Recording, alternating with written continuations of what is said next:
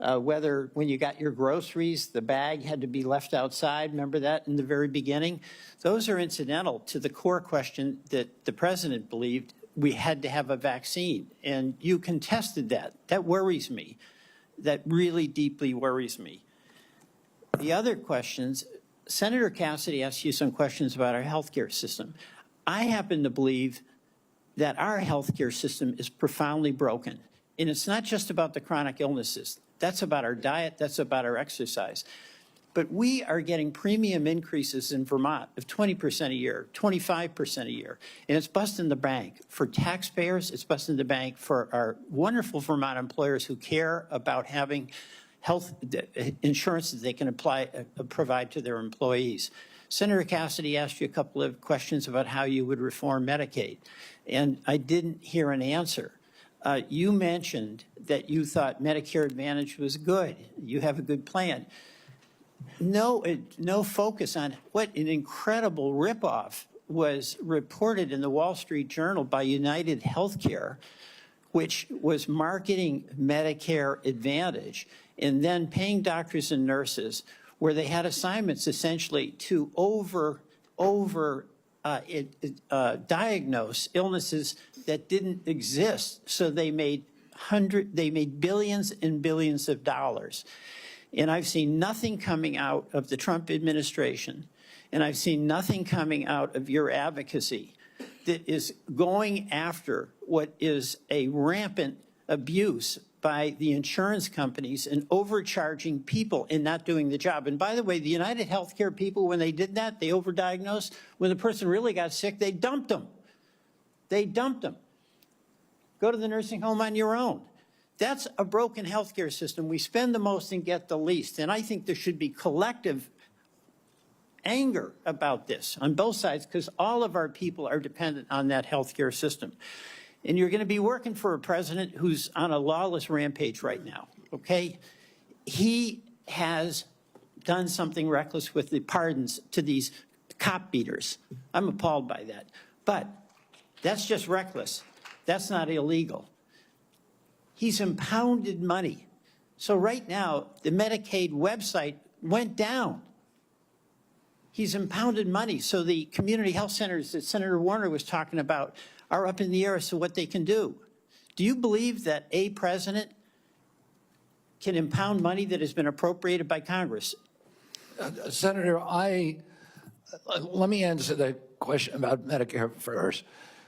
I have never defended that program or the rapacious behavior by insurance companies or the PBMs. I understand that's a huge problem. And all right, I don't have time. We've got to get over to vote. So we can do this. But you've asked me 5 questions. You got to give me a chance to answer one of them. Please be brief. Yeah, I brought in, if I get confirmed, I've already appointed a general counsel. The first time in history is a former prosecutor who prosecuted the biggest Medicare fraud in the case in the state of West Virginia. I brought in a prosecutor for that job instead of a bureaucrat, precisely to address the important issues that you raised here. The only reason I didn't talk about these before is because I wasn't asked about them. What about, I agree with you 100%. Right, what about impounding, a president impounding money that, among other things, goes to health care? And you're saying that that's illegal? That's correct. Well, my job is to uphold the Constitution. I'm going to take an oath to uphold the Constitution, and I will administer the law and uphold the Constitution.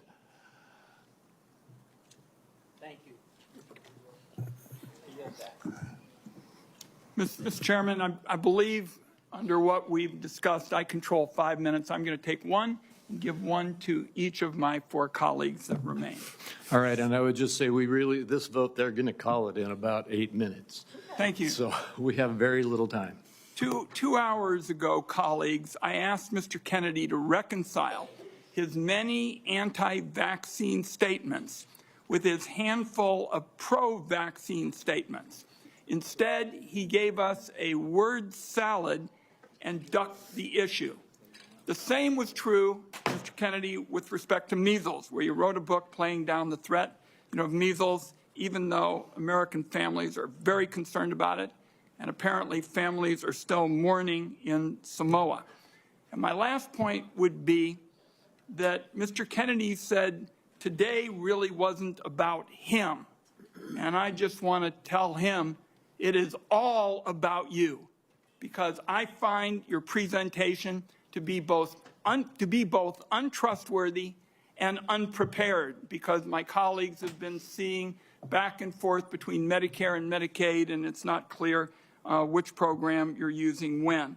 So I want colleagues to know there is a lot more information to learn about Mr. Kennedy before we vote. I'm going to urge that to my colleagues on both sides of the aisle to not make decisions on the basis of this session. I thank you for the additional time. And I guess my next minute is Senator Whitehouse, Senator Warren, and Senator Smith. And again, 1 minute each, please. Senator Warnock, There's been a excuse me. lot of conversation about late-term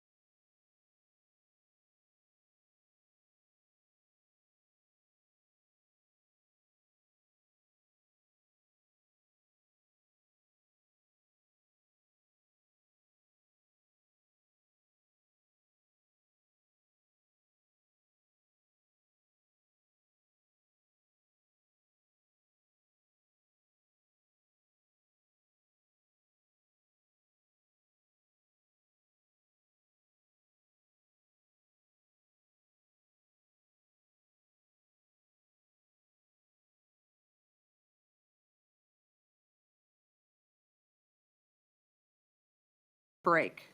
No, I intend to devote the appropriate resources to preventing pandemics. That's a central part of my job. What do you think is causing the avian influenza?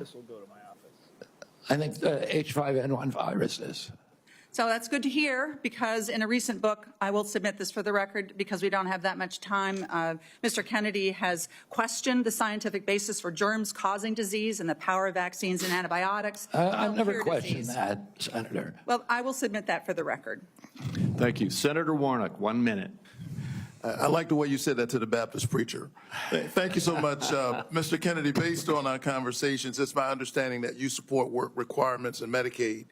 In 2020, President Trump approved a proposal from Georgia state leaders requiring Georgians to jump through a number of onerous bureaucratic hoops and fill out even more paperwork to verify work and get access to health care. I ask this as someone who represents a state that has not expanded Medicaid. The federal government, because of this waiver, spent $70 million on Georgia's Medicaid waiver. 82% of that went to administrative costs. The point that I'm making is that the folks that they're insisting need to work, 90% of those folks are working, they are caregivers, or they have a disability. Let me give you one example. A woman I think of all the time, her name is Heather. She's a traveling nurse from Dalton, Georgia, who falls into the Medicaid coverage gap. Heather experienced a series of small strokes, leaving her unable to work full-time. She's dedicated her life to caring for patients, but now she can't afford her own medical care, out-of-pocket costs, because she doesn't make enough to qualify for tax credits to buy private insurance. What does Heather need? Does she need work requirements, or does she need access to health care so she can finally get healthy and get back to work? The individual that you described would need health care and not a work requirement. Thank you. Thank you. Thank you. Thank you, and we are done with the questioning now. Mr. Kennedy, I apologize to you, to the audience, and to all of my colleagues to have to rush it here at the end, but we have a vote on the Senate floor that they're going to close in about 3 minutes. I want to thank you for appearing before this committee. You have been accessible to the members and staff on both sides of the aisle of the Finance Committee throughout a rigorous process, and I want the whole world to know that you spent hours in meetings answering questions outside of this hearing and providing documents and responses on issue after issue after issue. You've gone through the most thorough vetting process that any committee in this Congress puts anybody through, and I think that you have come through well and deserve to be confirmed. I would like to remind my colleagues that the deadline for submitting any questions for the record is 5 p.m. today, 5 p.m. today. And Mr. Kennedy, we ask that you respond to those questions as quickly as you possibly can. With that, I'm going to leave you in this room and run over to vote. This hearing will be adjourned. I still encourage the audience to be polite and respectful no matter what side of the issues you may be on. And Mr. Kennedy, I look forward to working with you. Thank you, Mr. Chairman. We're adjourned.